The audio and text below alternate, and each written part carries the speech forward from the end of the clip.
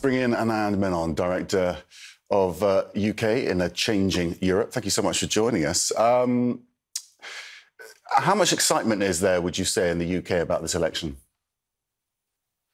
I think of all the things you can say there is in the UK, there's very little in the way of excitement. One of the curious things about this election is the sort of overwhelming sense that no one is particularly inspired by politics. Trust in politicians is at an all-time low. And actually, in a sense, we're left here with a choice between who we find least unpleasant, in the sense that even Keir Starmer, who, as your reporter said, is 20 points ahead in the polls, has a net negative favourability rating. And in terms of what we're looking for here, it's widely believed that Starmer will win. Are we just talking then about the scale of the win and the majority and how much power he would have in government because of that? Up to a point, yes. In the sense, I mean, our system means that even if you have a very small majority, as long as that majority holds, the government can pretty much do what it wants. But I think what we're looking at here is the potential for an enormous Labour victory that isn't just about the power that the government has, but risks potentially seeing something that we've not seen, which is the Conservatives being relegated in vote share perhaps to third place. The real issue here is just how badly the Conservatives do, because not only do Labour have that 20 percentage point lead, but their voting intentions at the moment look incredibly efficient. That is to say, they're gaining votes in the places they need them to win, and they're not necessarily gaining votes where they're already miles ahead. And what sort of Prime Minister would Keir Starmer be for people who don't know him? Well, that's the million-dollar question. No one is entirely certain at the moment. He's never held government office before. We're not quite sure how the government will function.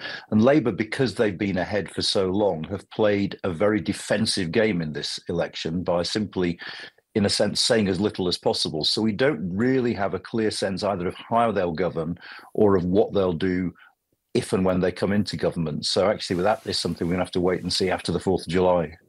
One big issue in the UK, famously, is Europe. It's been a remarkably small part of this campaign, though, hasn't it? It has, because for different reasons, neither of the big parties wants to talk about it. The Tories don't want to talk about it because the majority of Brits think that Brexit has gone badly and blame the Conservatives for that.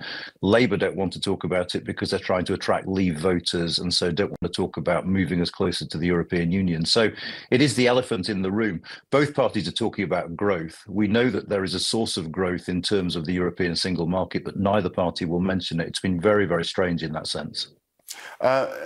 In terms of the Conservative Party, I mean, if the polls are right, as you say, they could end up in third position.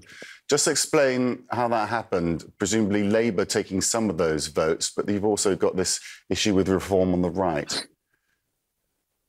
Yeah, it's happened for a variety of reasons. You're quite right that the Reform Party led by Nigel Farage is eating into the Conservative vote. Reform voters are basically switchers from the Conservatives. But there's a whole sort of confluence of factors. The Tories have been in government for 14 years. The Tories have presided over a number of scandals, Boris Johnson and Partygate, the infamous mini-budget of Liz Truss.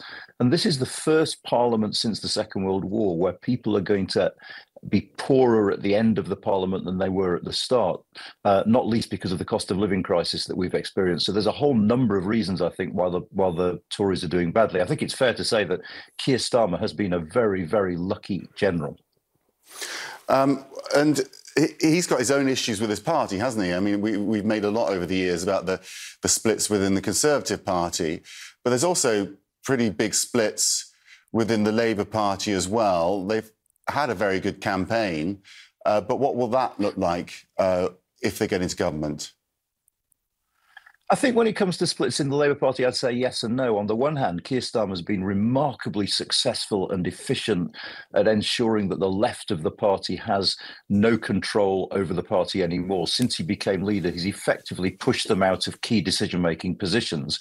On the other hand, it's always going to be a problem for a government if you've got a massive majority, because there are going to be so many MPs who you can't give ministerial jobs to, who you can't give chairmanship of committees to. And under those circumstances, I think we'd expect to see under a Labour government factions arising, and that might cause problems for him down the line. OK, Anand Menon, really appreciate your analysis. Thank you.